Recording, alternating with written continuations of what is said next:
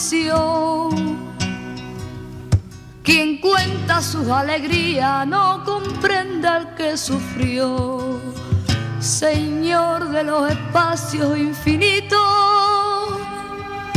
tú que tienes la paz entre las manos, derrámala, Señor, te lo suplico, y enséñale a amar a mis hermanos.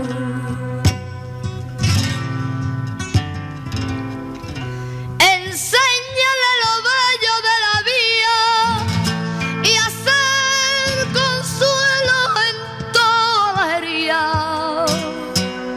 y amar con blanco amor toda la tierra y buscar siempre la paz, Señor, y odiar la guerra.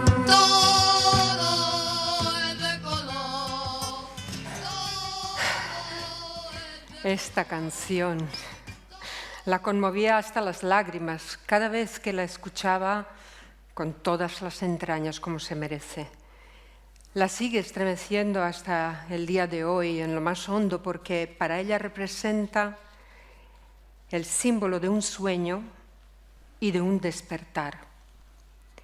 José Ángel Valente decía: la soledad se puebla de fantasmas de papel y paja, de retratos de nadie, de láminas metálicas, de páginas desnudas donde nada está escrito. El frío arrasa la memoria y ya empezamos a no ser. El frío que desciende del lado más aciago de la noche, donde se inicia la consumación. Y no podemos recordar a quién habíamos amado. Pregunto, ¿dónde estás? Pero ni siquiera yo mismo sabría quién puede responder. Llamo a todas las puertas. La única que se abre es la sola que no conoce el perdón. Pero no quiero adelantarme. Primero fue el flechazo. El flechazo originario con España se produjo realmente a través del idioma. Cuando creces en un país pequeño cuyos parlantes,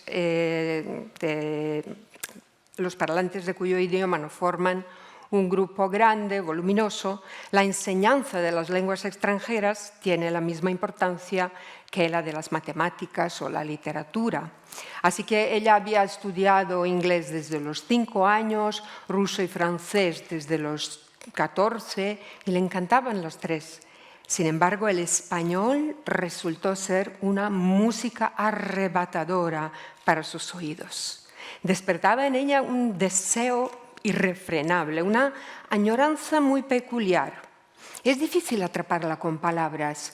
Era una añoranza que ella vivía como una pérdida, aunque jamás hubiera pisado suelo español.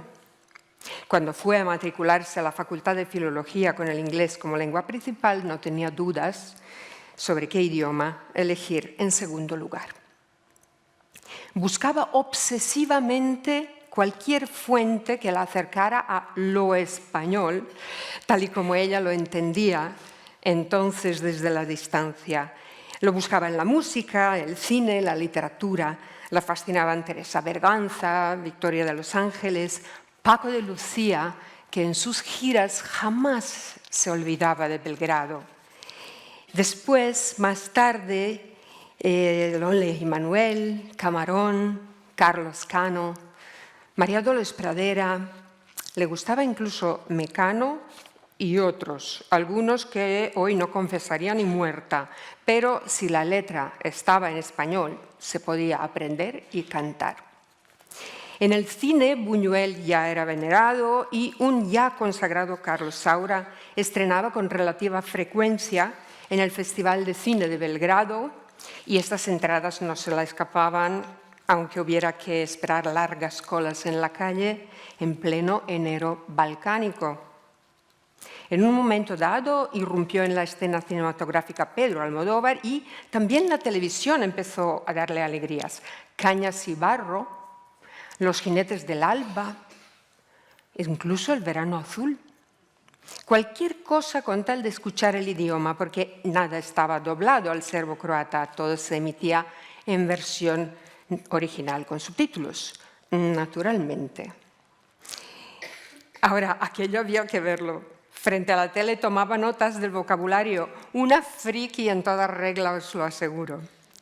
En cuanto a la literatura, Cervantes, Calderón de la Barca o Lorca estaban traducidos desde hacía mucho y muy bien, eran célebres. Sin embargo, en lo que respecta a la creación literaria contemporánea, los que arrasaban eran los escritores latinoamericanos. Estos se traducían y llegaban rápidamente a las librerías. El arte plástico, por desgracia, era menos accesible porque en Belgrado no se organizaban grandes exposiciones, pero se conocían, al menos, eso sí, el Greco, Velázquez, Goya, Dalí y Picasso. En la facultad aprendió bastante español porque el programa era muy exigente, pero lo que realmente acabó por hacerla hablar, a la vez que la deslumbró para los restos, fueron sus veranos en Salamanca. El director y fundador de la Escuela de Idiomas Colegio de España de Salamanca, profesor y humanista salmantino José Luis de Celis, estaba personalmente muy implicado en el programa. Y cuando no llevaba los fines de semana a los alumnos a Madrid, al Prado, donde él mismo ejercía de enamoradísimo guía del museo, los llevaba a Toledo, Zamora o León. Entre semana en Salamanca, aparte de las clases intensivas con un profesorado fuera de serie, se organizaban ciclos de cine español y, por ejemplo, allí es donde vio por primera vez La casa de Bernarda Alba de Lorca, dirigida por Mario Camus, que además se acababa de estrenar en España.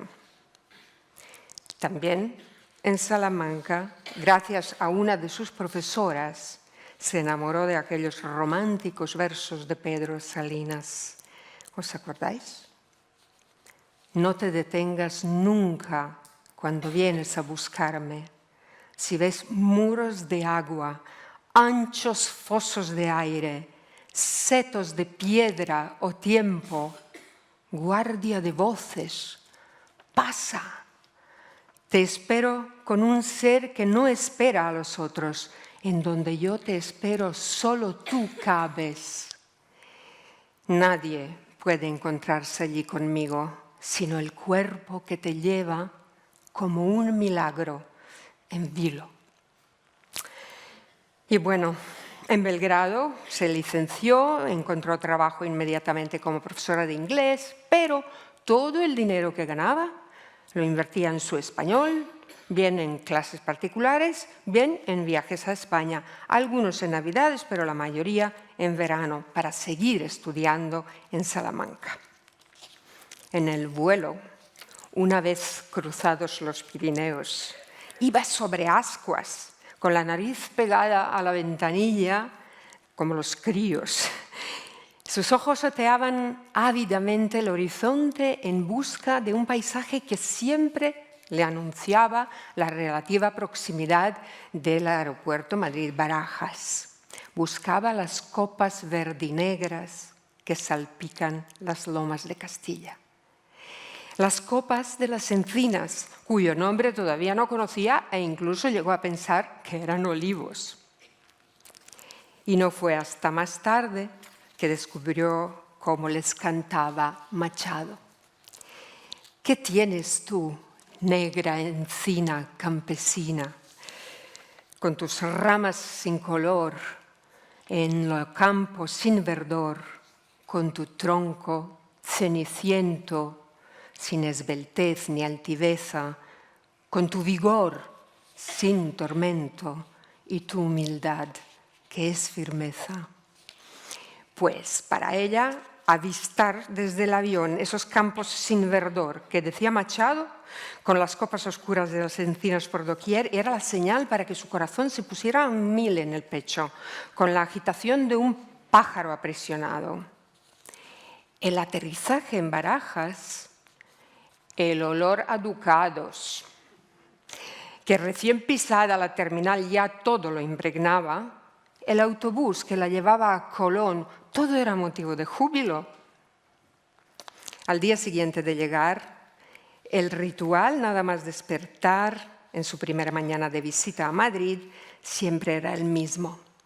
Adelantándose al calor sofocante del verano madrileño, se levantaba pronto y llegaba al Paseo de Recoletos sobre las 9 de la mañana. Del sol matinal la protegían tejos, cedros y castaños. La espesura de su arboleda le proporcionaba un extemporáneo frescor en el paseo central que también conocía. Se emocionaba al ver las coloridas vidrieras del pabellón del Espejo, las cristaleras de Café Gijón, la Cibeles, el Neptuno. Madrid todavía se desperezaba, pero ella tenía todos los sentidos afilados, porque su meta era clara y siempre la misma. Ese paseo matutino en solitario la acercaba al Museo del Prado. Igual que una conquista del saber que la maravillara por primera vez en la infancia, entrar en el templo del Prado significaba rendir honores a un temprano asombro, a la sagrada belleza que el museo custodiaba. Empezaba a recrearse en ella desde el primer momento, como una peregrina que había alcanzado por fin su lugar de culto. No había horarios ni apremios, las ansias estaban calmadas y colmadas. Rebosaba una apacible compostura impropia de su temperamento, porque por aquel entonces era muy impaciente hasta vehemente en otras circunstancias.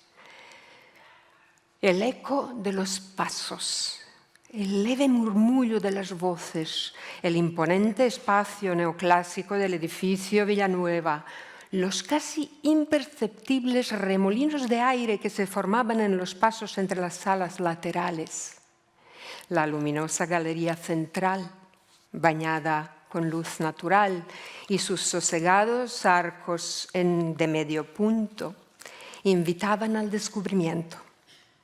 Retaban al visitante a franquear las invisibles fronteras entre las salas con una promesa que se cumplía una y otra vez, la de descubrir las incontables obras maestras. Todo eso le resultaba familiar gracias a aquellas visitas guiadas y explicadas por su profesor salmantino con tanta pasión y tanta fruición. Ahora las explicaciones sobraban, estaba todo dicho una vez se encontrara frente a las hilanderas de Velázquez. Ese cuadro, lo supo después, era una especie de premonición. Obviando en parte su interpretación mitológica y el triple plano de la obra, ella se fijaba esencialmente en la escena del primer plano. La interpretaba como el reflejo de la confortable complicidad entre las mujeres, de ese ambiente de seguridad que te aporta una red de apoyo entre amigas. Tus coetáneas y las de más edad y más experiencia vital, confidentes, consejeras, hermanas, que te hacen un hueco donde tú te labras tu lugar propio, un lugar acogedor de pertenencia como el que ella tenía en su tierra. Una construye ese sitio sin tener mucha conciencia de que en lo formal esté destinado a desvanecerse con los avatares de la vida. Debes creértelo para incorporarlo y preservarlo dentro de ti. Unos dirían en el alma, otros en la psique. A ella le salía decir sencillamente en tu interior. La premonición de las hilanderas de Velázquez, por cierto, se encontraba en una parte de su representación del relato mitológico. La red que estas mujeres tejen con sus hilos y sus confidencias está condenada a romperse a causa de la venganza sobre la orgullosa Aracne, quien es castigada por su osadía y convertida en araña, un animal que se pasa toda su vida tejiendo redes. Y decía antes que frente a la pintura de Velázquez le sobraban las explicaciones. Era así, creo yo, porque en aquel tiempo tenía bien incorporada y definida la pertenencia. Absorbía ese cuadro, se veía dentro como en una ensoñación, se recreaba, lo vivía. Además, no hacía falta ponerle palabras por la fortaleza que te proporciona creer, el hecho de que tienes toda la vida por delante, que nada se puede torcer, crees tú, porque tu cuerpo y tu espíritu sanos y llenos de vigor te parecen inmortales. Ayudada por esa arrolladora confianza de la juventud, añadía sin descanso a su mundo interior belleza, arte, los idiomas, el impulso inagotable que encontraba en los detalles que descubrían las culturas ajenas a la suya, las vivencias con las que los viajes la marcaban, y fantaseaba. Fantaseaba con tener un lugar también en España, tener dos tierras, una natal y otra de adopción, y dedicarse a la traducción literaria tal vez. No lo tenía muy claro porque había demasiados factores en juego y no había nadie que le dijera: inténtalo ya, lánzate, ve por ello, ahora que eres invencible. Así que de nuevo volvía a su tierra, a casa, seguía trabajando, preparándose por si se presentaba un golpe de suerte y pudiera pasar una temporada en España mejorando sus conocimientos del idioma y empapándose de la cultura. Mientras tanto, el ambiente político a finales de los 80 en Yugoslavia se complicaba cada vez más. No obstante, a ella ni se le pasaba por la cabeza que algo grave pudiera ocurrir. En su país, no, imposible. Se había criado en su casa, en la escuela, en su entorno, en un ambiente en el que nadie preguntaba al otro de dónde eran sus abuelos o sus padres, qué fe profesaban o si eran ateos, qué idioma se hablaba en su casa. Todos los acentos se entendían como una riqueza, todas las músicas y danzas se sentían como propias. Creadores literarios en cualquier idioma, porque había varios, oficiales y los de las minorías. Todos eran parte de su educación y su cultura. Artistas de todas las disciplinas formaban parte de un bien tanto propio como común. Incluso el pasado histórico, aunque no siempre compartido, era parte de su propia historia. Y como acabo de decir, e insisto, ella había asimilado el yugoslavismo dentro y fuera de casa, de manera que toda Yugoslavia era su hogar, su riquísima y bella lengua materna, el serbo-croata, el lugar en el que su construcción como sujeto se había iniciado. Se sentía segura. ¿Cómo creer entonces que de la noche a la mañana todo su mundo podía derrumbarse y arder en la pira de los odios ajenos? ¿Cómo creer que el vocerío político de unos personajes violentos, abominables, oportunistas, unidos a mafiosos descerebrados, todos ellos llenos de odio ciego que predicaban sin cesar, sin escrúpulo, cómo creer, digo, que ese vocerío encontraría suelo en el que arraigar, público, que se comportaría como un rebaño de borregos al que se hubiera revelado una verdad divina? ¿Cómo creer que el odio marcaba el principio del fin de su país natal, de su hogar, de su convivencia? Que podría conseguir sus funestos fines este deshonesto grupúsculo de gente violenta que bramaba sin parar, escupiendo su ira y señalando con el dedo al otro, al que no le era idéntico, al que había que culpar de todos los males de un pueblo de cuyo nombre y bandera se apropiaban. Al otro había que exterminarlo por su credo, su acento, sus apellidos o lo que fuera. Incluso después de ver con sus propios ojos tanques en la Plaza de la República, en el mismísimo centro de Belgrado, tanques frente al Teatro Nacional, que durante toda su vida, desde que tenía recuerdos, era la extensión de su casa. No se le pasaba por la cabeza que estaba viviendo los prolegómenos de una guerra civil. Era la ingenuidad, la inconsciencia, la inocencia.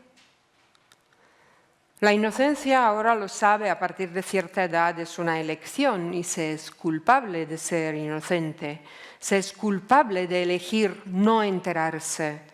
Se trataba en su caso de falta de cultura política o simple negación, seguramente un poco de cada cosa.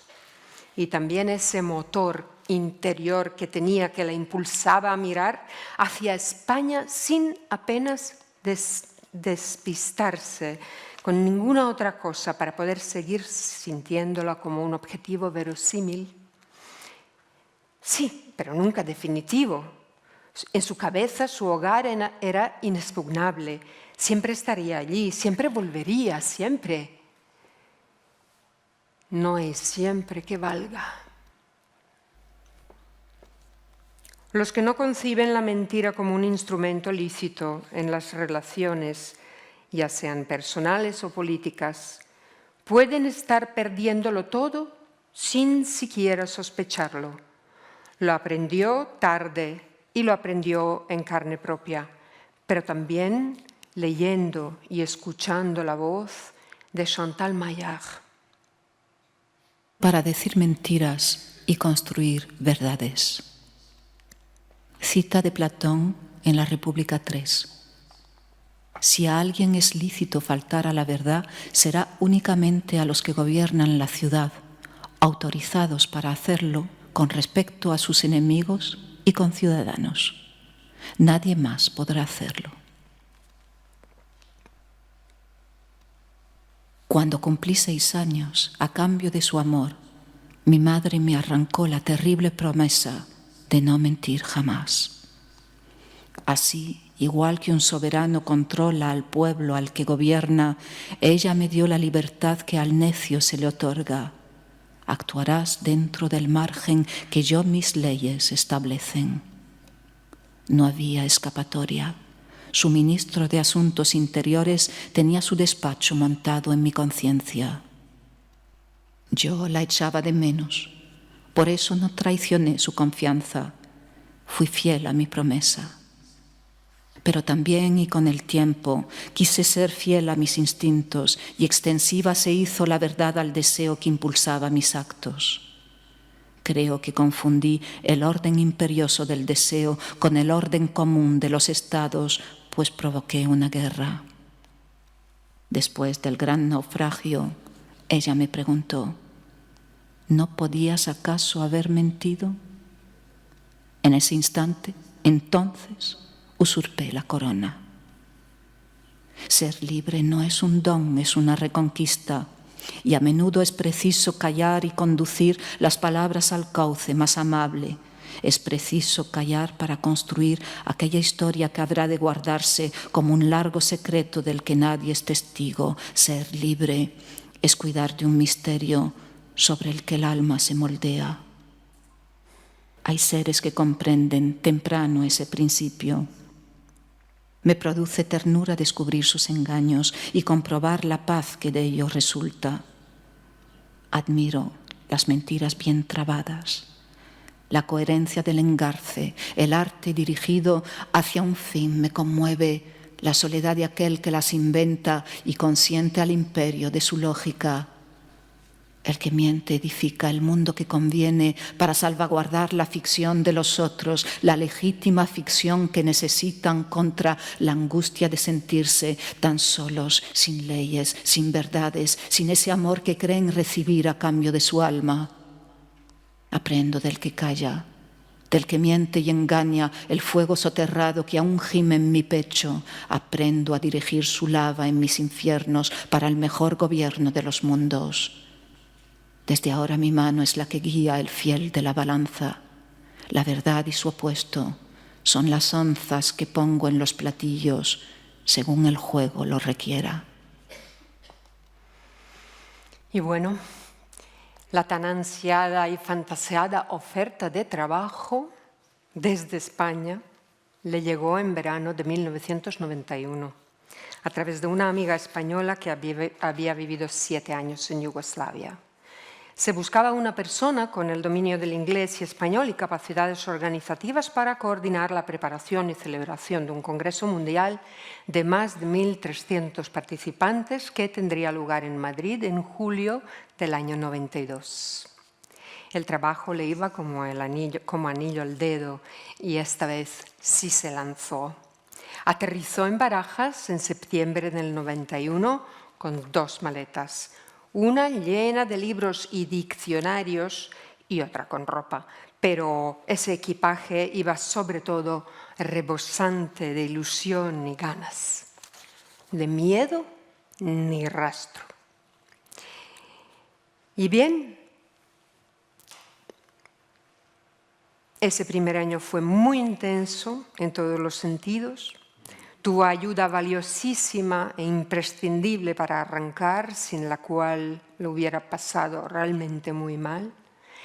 El día de su llegada, mientras se adentraban en Madrid a través de la Avenida de América, en la radio del coche de Mitchell, que así se llama el que sería su superior y su generoso anfitrión por unas semanas, sonó, no os lo vais a creer, pero es la pura verdad, sonó Todo es de color, de Lola y Manuel. Bueno, no hay palabras para explicar las sensaciones que la invadieron. Era la mujer más feliz del mundo. Qué poco sabía ella entonces que la experiencia que la aguardaba sería mucho más agria que dulce, que el cumplimiento de su sueño la abocaba a la travesía de un duelo insospechado. Trabajaba con entusiasmo todas las horas que hiciera falta, en un ambiente que le resultaba divertido y en su mayor parte amigable. De esa época inicial, de hecho, todavía conserva amistades 30 años más tarde, algo que con otros trabajos posteriores ocurriría poco. Pero el trabajo cesaba los fines de semana y los días de fiesta, y como de la nada, muy pronto comenzó a turbarla una extraña confusión, una melancolía omnímoda que era como un ser pegado a su nuca. Salía a la calle, se distraía un rato con los recados, pero los pensamientos volaban sin su permiso hacia su tierra y agitaban su espíritu. No se sentía como había anticipado. No disfrutaba porque sí, por el mero hecho de estar en España. El sueño largamente acariciado se había cumplido formalmente. ¿A qué entonces esta desazón? Lo que al principio le producía mayor extrañeza era la culpa por no sentirse feliz, ahora que había conseguido lo que se suponía que deseaba, y se juzgaba con dureza. Eres inmadura, caprichosa, desagradecida. Era incapaz de leer en su lengua materna de tanto que la echaba de menos.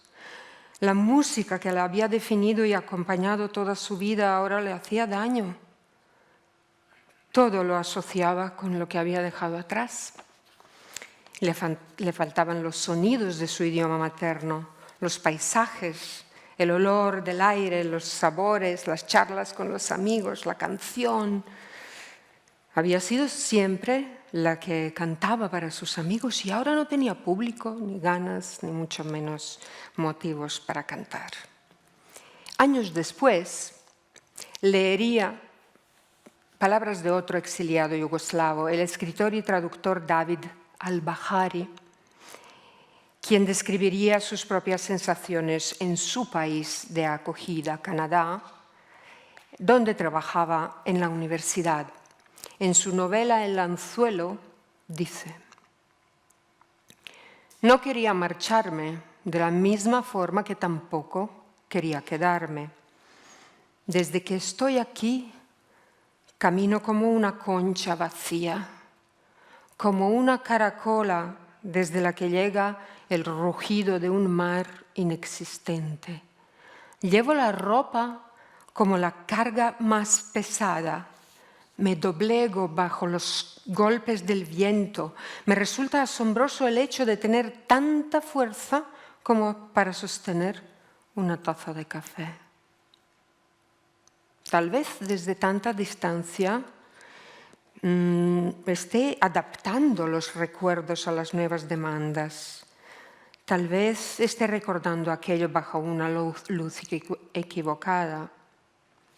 Pero lo que sí recuerdo es la certeza.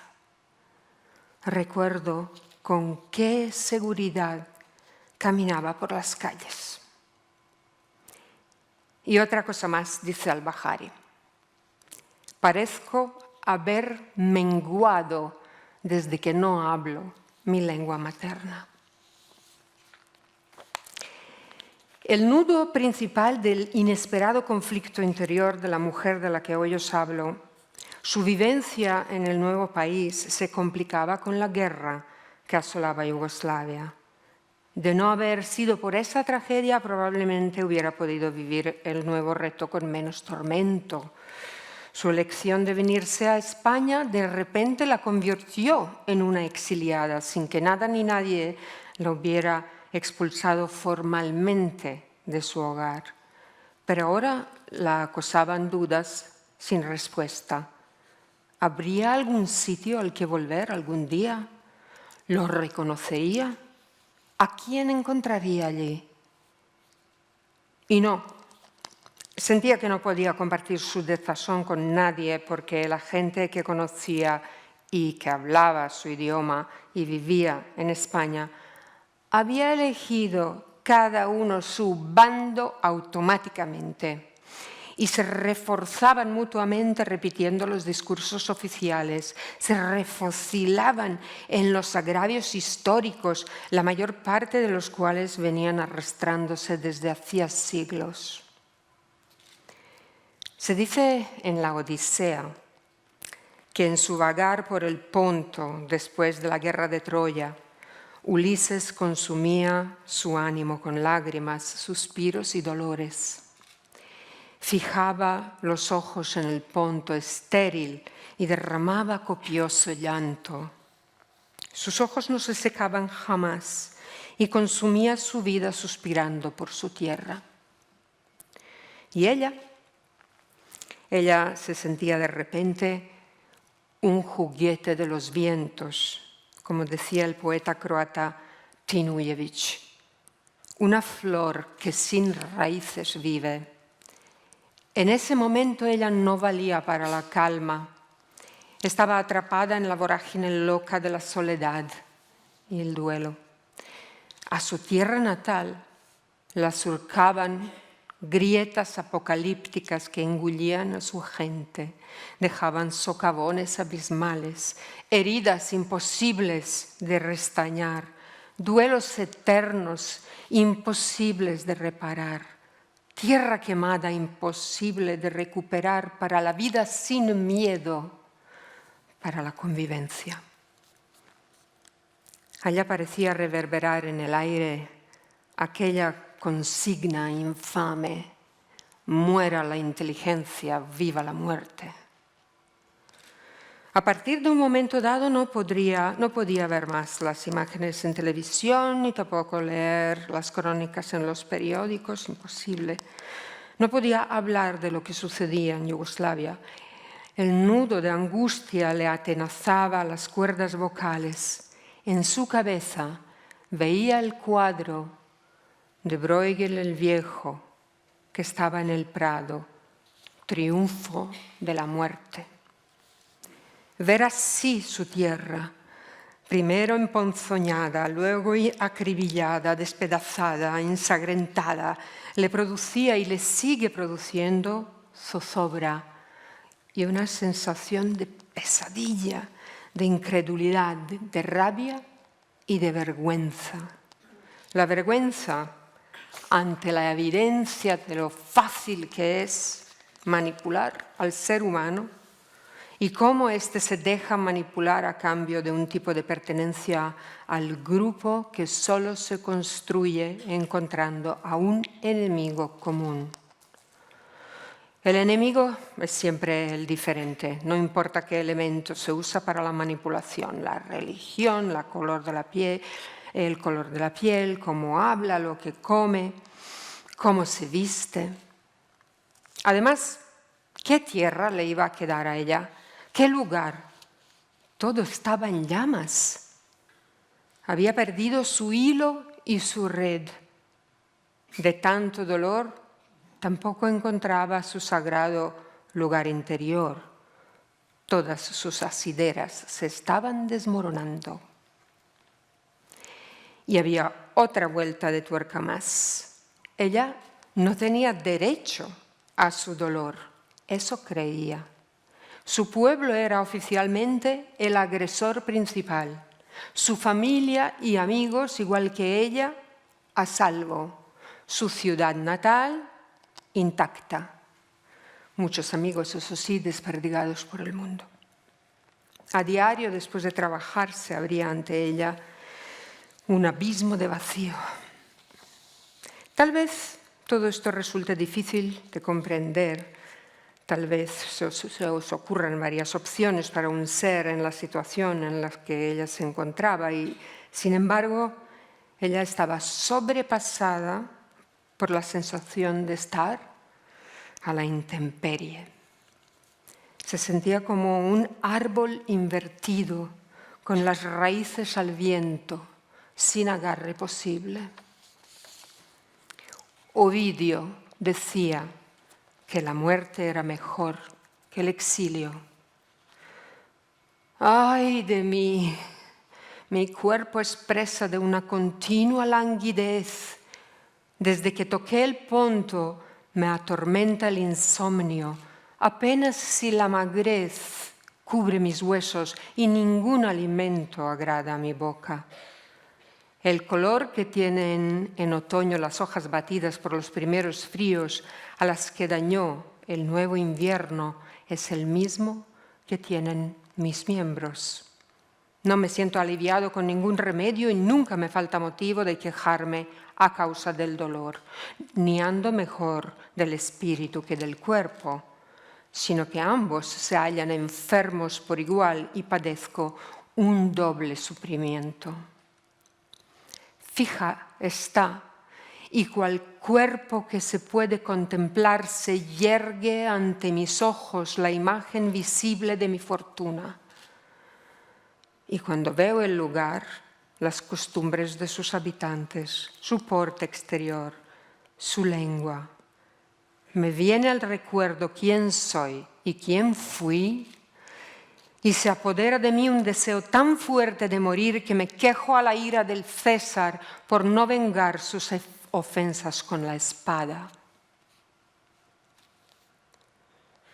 Pero entonces, un fin de semana, unos meses después de instalarse en Madrid, se acordó del Paseo de Recoletos, que tan solo unos años antes para ella estaba repleto de deleite.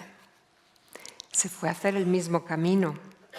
Y las calles, es curioso, recordaba las sensaciones pasadas de promesa e ilusiones, las podía recrear nítidamente en su mente, pero no las sentía realmente. Aquella era otra película. Ahora pisaba la realidad. Madrid ahora no representaba una respuesta a sus deseos. Madrid ahora solo era una inmensa soledad. Pasado Neptuno, no obstante, cruzó la calle y se irguió ante ella la discreta y elegante escalinata de la entrada al Museo del Prado. Sintió el pálpito de vida que había estado ahogado, una emoción recordada, reencontrada, La inminente entrada al museo despertó las huellas que habían dejado las visitas pasadas y reavivó las antiguas sensaciones, solo que esta vez se sentía como si volviera a casa. Una casa acogedora, bella y hospitalaria. El orden de la visita se impuso solo. Fue derechita a la sala de la pintura que desde que la conoció la emocionaba más que ninguna otra. Fondo negro, tan solo perturbado con una sutil sombra insinuando lo que está en primer plano. El Cristo crucificado de Velázquez. Ella no era creyente, pero sí tenía su religión. Era el arte, era la belleza, la pintura, la música, la poesía.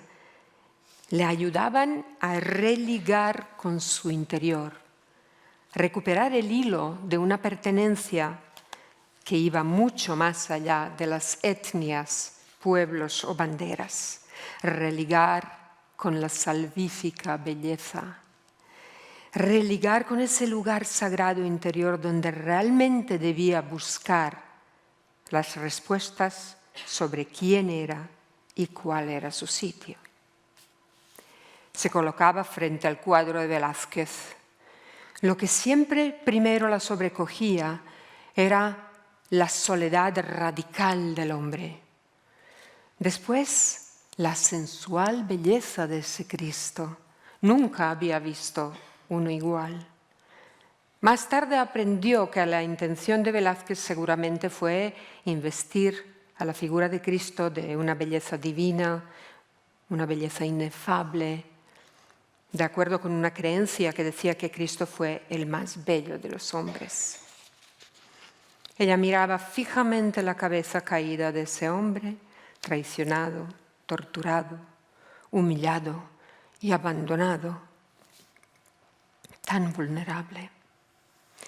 Miraba la cabeza intentando atisbar el rostro detrás del velo del cabello. Le imploraba como si pudiera oírla: abre los ojos, alza la mirada, no te entregues a la muerte, mírame, mírame. Yo sé de la soledad. He venido a este templo para paliarla. Aquí recupero la sensación que había perdido, esa sensación de acogida. También Unamuno se preguntaba: ¿en qué piensas tú, muerto, Cristo mío? ¿Por qué ese velo de cerrada noche de tu abundosa cabellera negra de Nazareno cae sobre tu frente? Miras dentro de ti, donde está el reino de Dios, dentro de ti, donde alborea el sol eterno de las almas vivas. Y con esperanza proseguía el poeta salmantino. Mientras la tierra sueña solitaria, vela la blanca luna, vela el hombre desde su cruz. Mientras los hombres sueñan, vela el hombre sin sangre, el hombre blanco como la luna de la noche negra. Vela el hombre que dio toda su sangre porque las gentes sepan que son hombres. La belleza no se deja atrapar y, sin embargo, los grandes pintores y poetas lo consiguen. Lo que nos queda al común de los mortales es esa belleza imposible de poseer, la belleza que se deja admirar y de la que uno se ha de empapar y sobre todo nutrir para que nos sirva a un tiempo de consuelo y de revulsivo. Aun siendo una adicta a la belleza, en su paseo por el Prado, la joven mujer protagonista de nuestro relato se dirigía pronto a las salas que por entonces reflejaban su ánimo. A pesar del desasosiego que le producían las pinturas, ahora entendía mejor al Goya de la Quinta del Sordo. Perdón.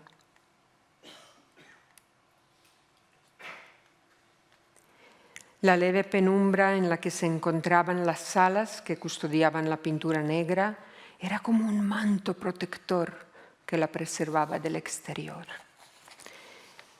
A pesar de su efecto profundamente inquietante, las parcas, a la vez que la estremecían, le resultaban atrayentes.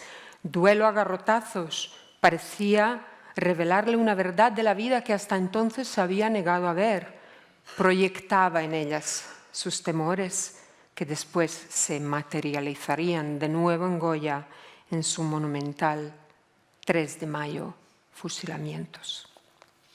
Se quedaba contemplando así las obras del aragonés y le daban las horas muertas. Le venía a la memoria Ivo Andrić y las palabras que Andrić ponía en boca de Goya. Usted podría decirme que hay pintores encantadores que han pintado solo escenas idílicas y personajes despreocupados. Esas cosas también forman parte de la vida y yo mismo las pinté alguna vez. Pero por cada una de las expresiones libres de pavor o desconfianza son necesarias millones de expresiones de ansiedad y furia para apoyar y proteger la insólita y efímera belleza de las primeras. De lo contrario, la belleza queda sitiada por la oscuridad del destino humano o por el vivo color de la sangre humana. Goya, como cronista de los desastres de la guerra, su empeño en reflejar el destino, el terror, el desamparo de los desposeídos, de los sistemáticamente embrutecidos, la eterna carne de cañón. A ella esa visión le propinaba un zarandeo interior a la vez que despertaba su compasión. Pero había una pintura que la atrapaba singularmente, la atraía como un imán. El perro semihundido.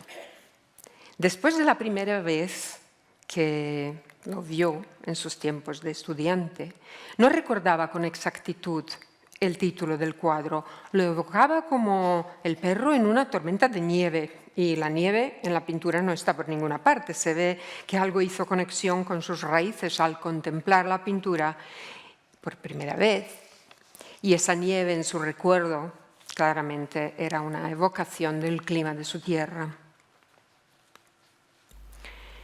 De la cabecita de ese perro tampoco conseguía apartar la mirada largo rato. Se acercaba para ver ese ojo desorbitado y triste del animal. Está resignado, no pelea. ¿Está claro? Está pintado en el cuarto inferior del cuadro, las otras 3/4 partes son una amenaza informe. Y en cuanto yo aparte la mirada, se hundirá. Le entraba un temor tan instintivo como absurdo. ¿Debo permanecer quieta aquí y seguir vigilando, acompañándolo para que consiga reunir las fuerzas de seguir adelante? Se daba perfecta cuenta de que se identificaba con el destino del animal. Temía hundirse sin remedio. Remontar la cadena de la vida, descubrir la primera señal, la primera violencia. Llevo en mi sangre la dentellada del felino, el letargo del saurio, el camuflaje del pez en las cimas, el latigazo electrizante de la raya, la prudente atención de la tortuga y el hambre. Un hambre atroz y siempre renovada, siempre insatisfecha. ¿Cómo no compadecer? ¿Cómo no compadecer?, se pregunta Chantal Maillard. En el Santo Oficio, la gente agolpada y aterrada en una interminable columna de refugiados. Le recordaba la tragedia de la guerra y de nuevo le despertaba compasión. ¿Cómo no compadecerse del destino de los seres vivos al albur de la contingencia? Y bien, esa primera larga etapa que atravesó en España potenciaba su atracción hacia las pinturas en las que proyectar su ánimo y así sentirse acompañada. No obstante, las pinturas del Prado, el espacio del museo mismo, habían dejado en ella hacía años una huella luminosa que iba a demostrarse crucial. El resto era la fantasía sobre una España inventada en su cabeza a través de su música y de ese idioma que la hechizaba. Frente a esa fantasía estaba lo único real, este museo. Al Prado ya lo llevaba incorporado desde antes, por eso podía volver a él como a su casa, su primer refugio infalible en el nuevo país, donde reponerse, encontrar algo de sentido. En los siguientes 30 años volvería a él una y otra vez para renacer. El Prado fue su Vía Láctea. En el mito, la Vía Láctea sirve de camino de los dioses al Olimpo. He aquí el momento de su nacimiento preservado en la pintura de Rubens.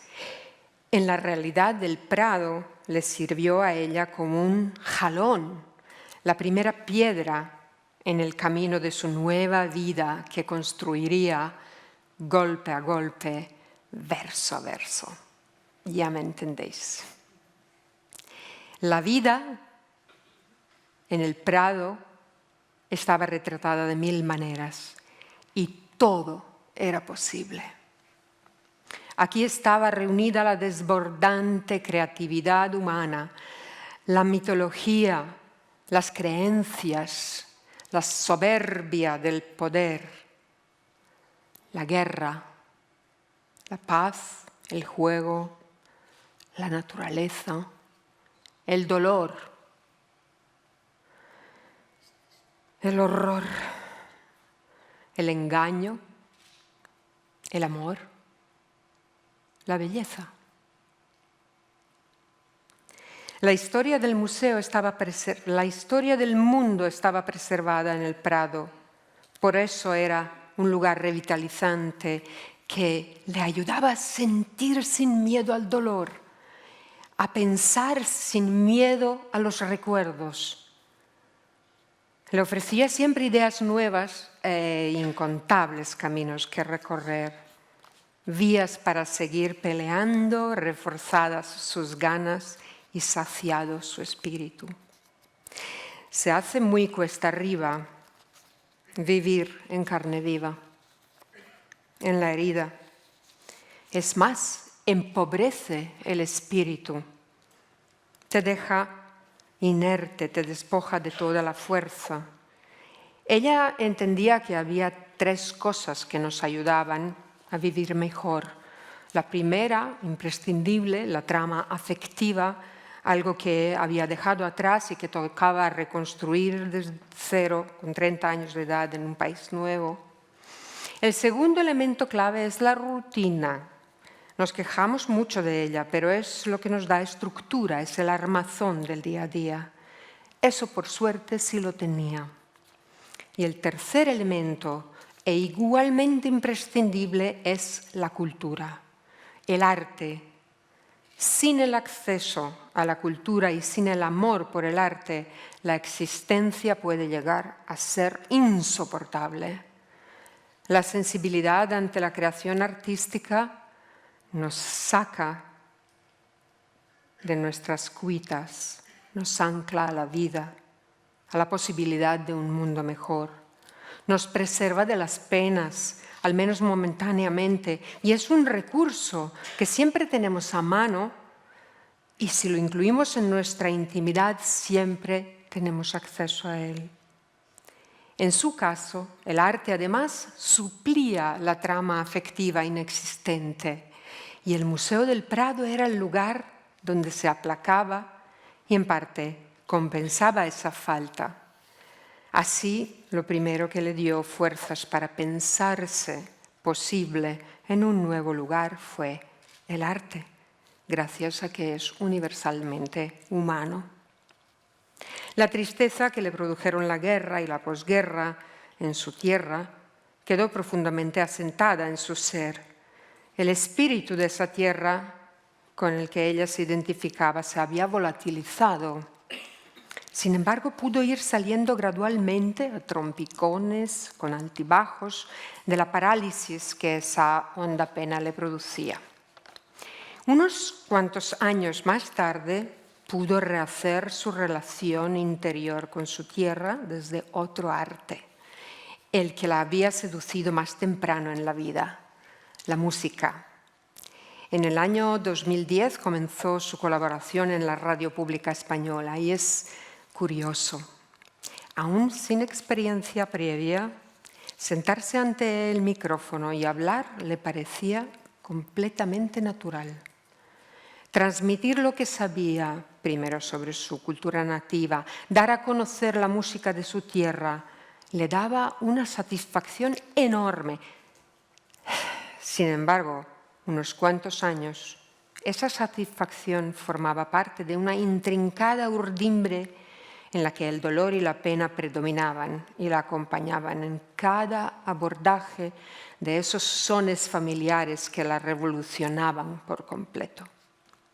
Cada canción que elegía era un puñal certeramente clavado en su perenne nostalgia, un puñal recubierto de una pátina de óxido que le hacía más daño que ninguna otra cosa.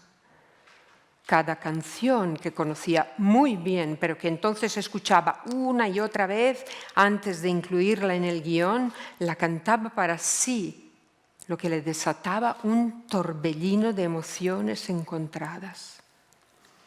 Con esa música, que la ponía de nuevo rumbo al este, primero se producía una suerte de sacudida sísmica y después se apoderaban de ella un llanto desconsolado, lastimoso, un anhelo imperecedero. Afloraba todo lo que había tratado de archivar en una caja fuerte de difícil acceso de sus recuerdos. No obstante, a la hora de ir a la radio y sentarse frente al micrófono en el estudio, dado que ya venía llorada de casa, podía centrarse en lo que tenía de reparador para ella la transmisión de esa cultura que compartía con los oyentes.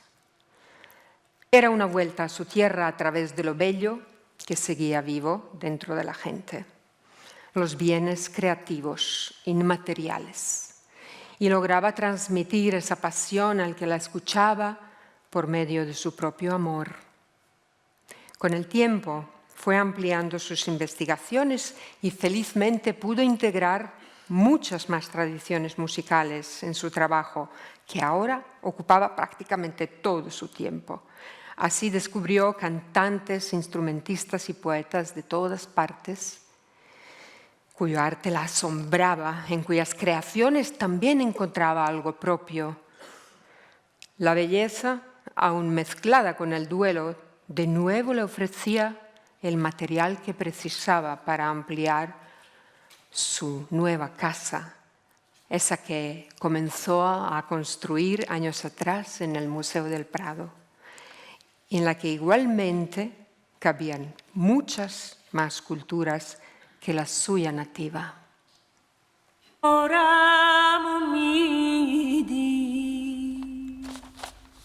دارم امیدی در آسمانت دیدم ابر سپیدی ای ابر دلکش ای اسب سرکش دستی به یارت می نشیند تک سوار بیقراری کاوه ای در کار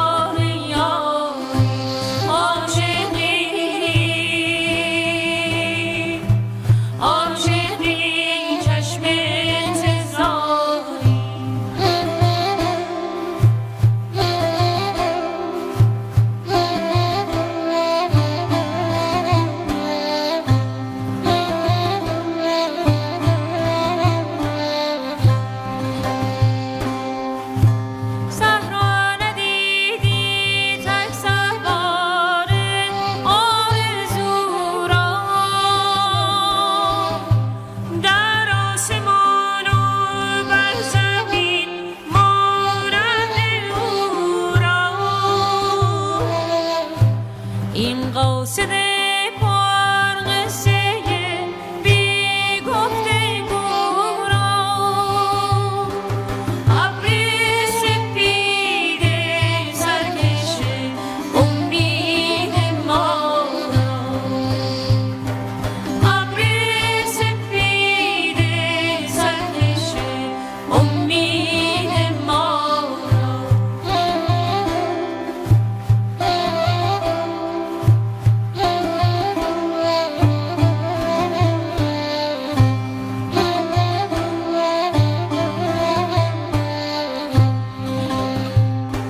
دارم امیدی دارم امیدی دارم امیدی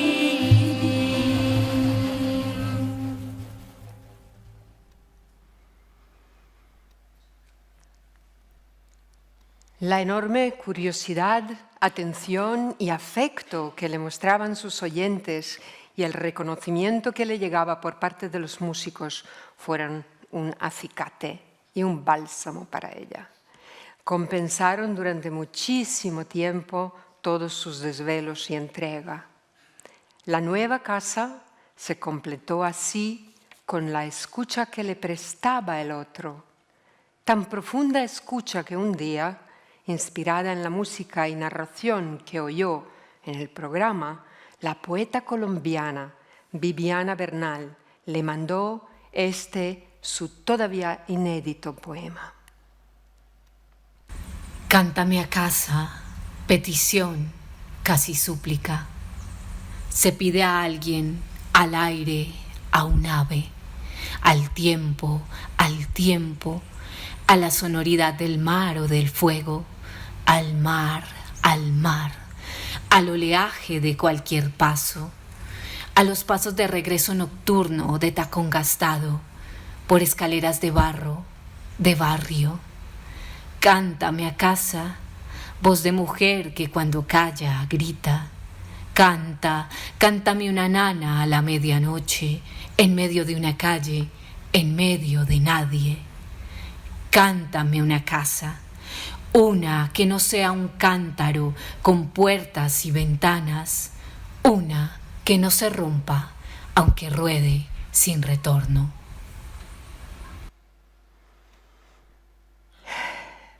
Pero, ¿y ahora? Mi mente no para. ¿Qué haré ahora? ¿Qué puedo hacer? Chantal, dime tú, ¿qué puedo hacer? Canta. Los temores están allí, agazapados, como duendes hambrientos al acecho. Acalla a la habladora y canta. Que no hable ella, la creadora de objetos. Que no hable. En las palabras creemos. Que no hable. Canta. Canta.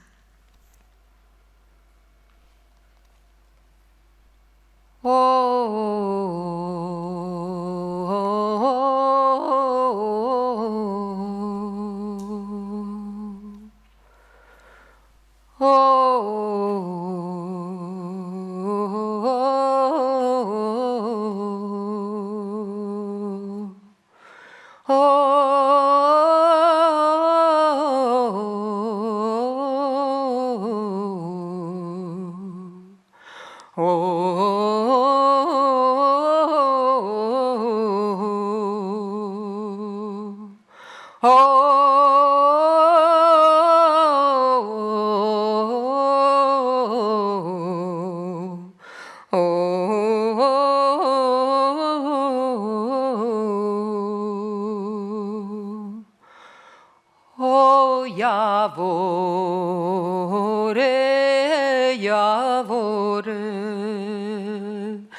ti sider vonaj bolje, širi grane na sve strane, ne daj zori da svane. Širi své strany. Nedaj zori da svane.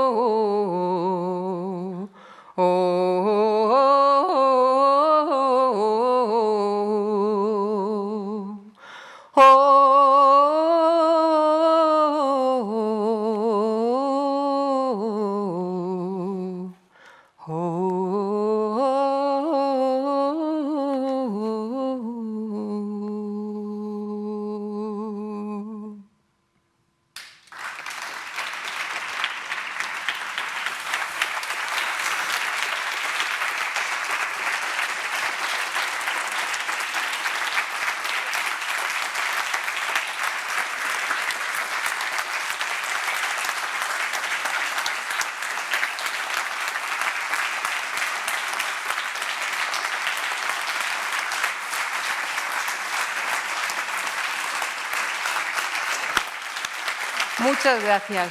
Gracias a todos. Gracias.